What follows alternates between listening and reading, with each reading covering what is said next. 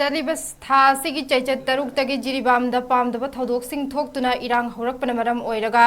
Jiribam district ꯂꯩꯉꯥꯛꯅ ꯇꯪꯗꯨ ꯂꯩꯇꯥꯗꯕ ꯍꯟꯖꯤꯜꯍꯟꯅꯕ ꯉꯥꯛꯄꯤꯒꯅꯤ ꯂꯩꯇꯥꯕ ꯍꯟꯖꯤꯜꯍꯟꯅꯕ ꯊꯧꯔꯥꯡ ꯄꯥꯏꯈꯠꯂꯤꯉꯩ ꯆꯩꯔꯛ ꯑꯁꯤꯗ ꯍꯧꯈꯤꯕ ꯅꯨꯃꯤꯗꯥꯡꯗ ꯖꯤꯔꯤꯕꯥꯝ ꯀꯂꯤꯅꯒꯔ ꯋꯥꯔꯗ ꯅꯝꯕꯔ 1 ꯂꯣꯡꯒ꯭ꯔꯦꯡꯖꯥꯡ ꯑꯃꯗꯤ ꯆꯤꯡꯗꯣꯡ ꯂꯩꯀꯥꯏꯗ ꯂꯩꯕ ꯆꯥꯒꯤ ꯍꯣꯇꯦꯜ ꯑꯃ ꯌꯥꯎꯅ ꯌꯨꯝ 3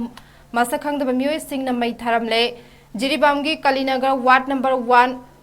ꯂꯣꯡꯒ꯭ꯔꯦꯡꯖꯥꯡꯗ ꯂꯩꯕ ꯖꯣꯂꯥ ꯆꯍꯤ 90, ꯔꯦꯃꯥ ꯆꯍꯤ 50 ꯑꯃꯗꯤ ꯔꯧꯄꯨꯏ ꯚꯔꯥ ꯁꯥꯟꯕ ꯆꯥꯒꯤ ꯍꯣꯇꯦꯜ ꯑꯗꯣ ꯂꯖꯦꯡꯖꯥꯝ ꯀꯧꯕ ꯑꯃꯅ ꯐꯝꯕꯅꯤ ꯍꯥꯏꯔꯦ꯫ ꯅꯥꯀꯜ ꯑꯃꯔꯣꯝꯗ ꯆꯤꯡꯗꯣꯡ ꯂꯩꯀꯥꯏꯗ ꯂꯩꯕ ꯀꯥꯃꯤꯅꯤ ꯀꯧꯕ ꯂꯩꯈꯤꯗ꯭ꯔꯕ ꯕꯤꯁꯅꯨꯄ꯭ꯔꯤꯌꯥ ꯑꯃꯒꯤ ꯌꯨꯝꯁꯨ ꯃꯩ ꯊꯥꯔꯝꯂꯦ ꯍꯥꯏꯔꯦ꯫ ꯊꯧꯗꯣꯛ ꯑꯗꯨꯒꯤ ꯃꯇꯥꯡꯗ ꯂꯨꯡꯒ꯭ꯔꯦꯡꯖꯥꯡ ꯚꯤꯂꯦꯖ ꯀꯂꯤꯅꯒꯔ ꯋꯥꯔꯗ ꯅꯝꯕꯔ 1ꯒꯤ ꯆꯦꯌꯔꯃꯦꯟ ꯃꯊꯨꯏꯅꯤꯡꯄꯥꯟꯃꯩꯅ ꯑꯩꯈꯣꯏꯒꯤ ꯄꯥꯎꯃꯤꯗ ꯐꯣꯡꯗꯣꯔꯛꯄꯒꯤ ꯃꯇꯨꯡ ꯏꯟꯅ ꯍꯧꯈꯤꯕ ꯅꯨꯃꯤꯗꯥꯡꯗ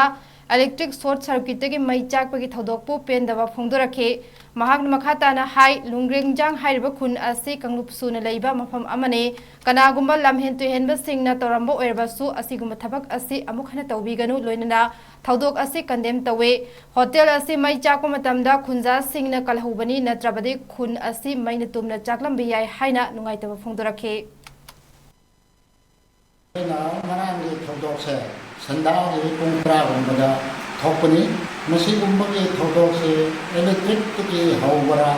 कनागुंबा लमहेन तुहेनमना थाबरा हंगरे मसीगी मतांगदा अइना कंडेम खर तौजे मसा अइगी मिंग मथुनिंग कोई लुंग्रेंजांग विलेज की चेयरमैन ने मसीगुंबा थबक से होजिक सिटीजन फत्तबा मतमसिदा अदुगुंबा थौदोकसे अमुक थोकतनबसे अइगी तरफतगी प्रेस के मपान लगे मसी सेंगोक सके नुंगाइते।